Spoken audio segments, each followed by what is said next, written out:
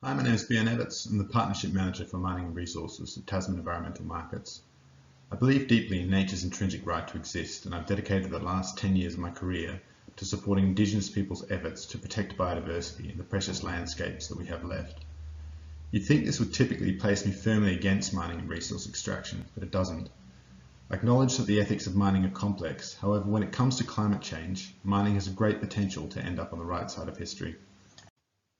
The world's moving from a fuel-based energy system to a minerals-based energy system. The quantity of minerals we need is staggering.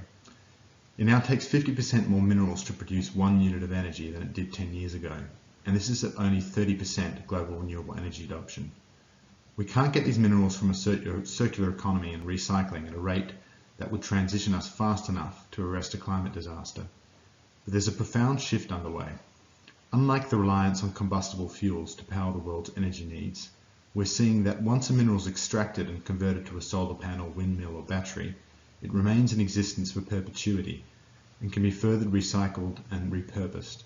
The sheer scale of such renewable projects have the potential to drive economies of scale in recycling and circular economy design that can only be dreamed of today.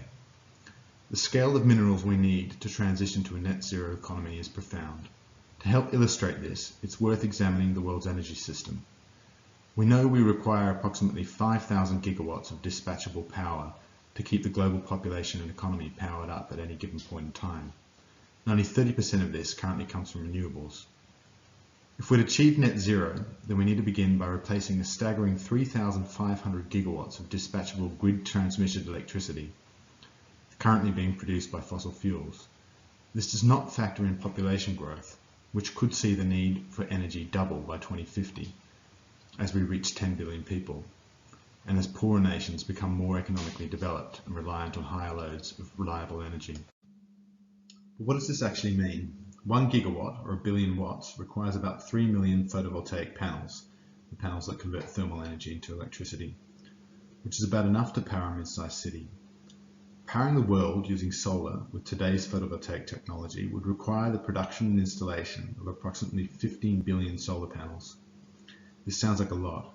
So to put things into perspective, let's consider the initiative in the Northern Territory of Australia.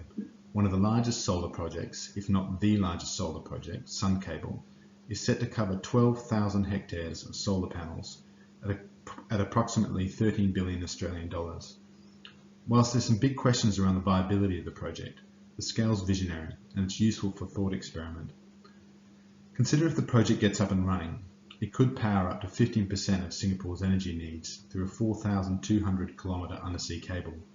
Put into global perspective, however, the project will only produce about 3.3 gigawatts of dispatchable energy, or 0.06% of the world's energy requirements, or 0.9% of total fossil fuels in our energy system that need to be replaced with clean energy.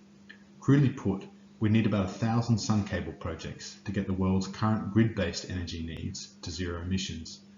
That's a cool 30 trillion Australian dollars, or 20% of global GDP, if they all cost as much as sun cable, which they won't. But again, this is just the start, as the above calculations only account for electricity in our grid system that currently comes from fossil fuels. If we look to electrify iron smelting, aluminium production and other heavy industries, which we must, then we need to go much further, as they rely on burning of cheap fossil fuels that can easily be transported from a coal mine in Queensland to an iron smelter in China. If we electrify heavy industry, then the amount of renewable energy we need doubles to approximately 7,000 gigawatts of dispatchable energy, which is about 2,100 new sun cable projects. Factor in population growth, and we may need to double these figures again by 2050. The scale of minerals needed for mega renewable projects such as Sun Cable and the Western Green Energy Hub, as well as the upgraded grid infrastructure needed to transport the energy across the region, position Australia's mining industry as one of the primary producers of a decarbonised world. So much so that it could see a monumental shift in Australia's geopolitical standing. The global energy system is currently dominated by oil producing countries such as USA, Russia and Saudi Arabia. The clean energy revolution, driven in a large part by lithium, copper, cobalt and nickel, are found in abundance in Australia. In addition to this, some think that the clean energy revolution could set Australia up for one of the largest industrial and economic opportunities of our recent history. Ross Garnaut, one of Australia's most prophetic economists, makes a powerful case in his book The Superpower and his new book The Superpower Transformation, positioning Australia with the potential of becoming a global economic leader using scale to reduce cost of renewable energy, such that it once again becomes viable to produce steel, aluminium and other energy-embedded products in Australia, all whilst attracting higher green premiums for these products as a result of them being carbon neutral. We used to be able to easily transport fossil fuels all over the world, but you can't ship sunlight or wind. It must be transported as electricity through copper cables. There's a misconception that countries like Australia and the US have a unified national grid network that are ready and waiting to freely transport renewable energy from where it's produced to where it's needed. The reality is a bit messier, as infrastructure is based on where the existing fossil fuel power plants exist, not where the renewable farms exist. Billions of dollars worth of copper is going to be required for high voltage transmission lines to connect new renewable projects to the end users. By 2040, the International Energy Agency expects demand for lithium to grow by more than 40 times its current levels if the world's going to meet its Paris agreements. This has sparked claims of a new lithium rush in Australia, and Australia positions itself to be the world's go-to supplier. 90% of demand is expected to come from batteries and EVs.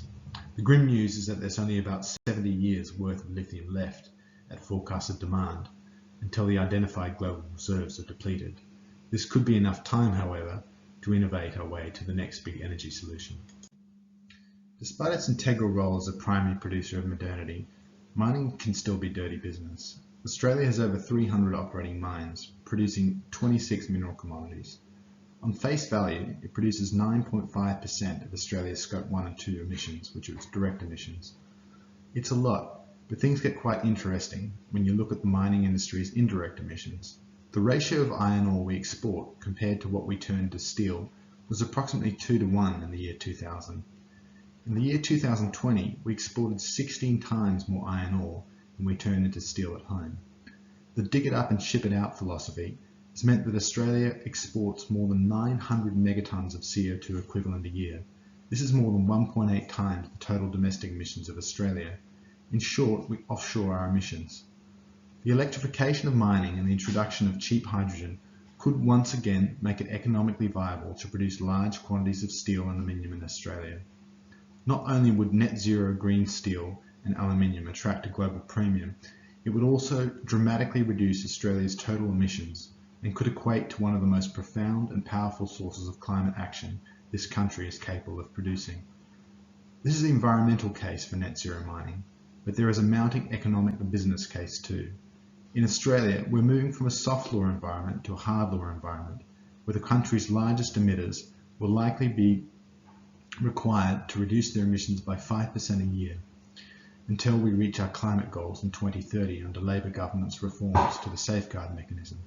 In short, a mining company's carbon footprint is fast becoming one of its largest liabilities. The days where large mining companies could emit carbon for free are over. It's also becoming cheaper and more viable to electrify harder to abate mining activities that used to rely on diesel. Mining companies already investing in large-scale solar and wind projects to feed directly into their mines and electrify autonomous trucks are being prototyped and tested by some of Australia's largest mining companies. Things will really take off if and when we crack the availability to produce green hydrogen and ammonia at scale, as these can be transported much like coal and gas from where they are produced to where they are needed, and have the ability to replace many of the high-intensity fossil fuel reliant mining process operations that have been historically hard to abate. There's also a strong case for green premiums that mining companies will be able to charge in the future for net zero products. This has already been recognised by companies like Bellevue Gold, which have set in place plans to go net zero by 2026, in anticipation that bullion and jewellery made with zero emissions will attract a higher premium. On the flip side of this, the EU announced that it would impose a carbon dioxide emissions tariff on imports and polluting goods such as steel and cement in a world-first scheme aimed to support European industries as they decarbonise. The final major reason for Australian mining companies to move towards net zero emissions is capital. PwC estimates that ESG-focused institutional investing will account for $33.9 trillion USD by 2026, which is approximately 21% of the total assets under management. The global energy transition is putting a focus on sustainable supply chains, and more so, if you want money to build new mines, they'll need to be carbon neutral.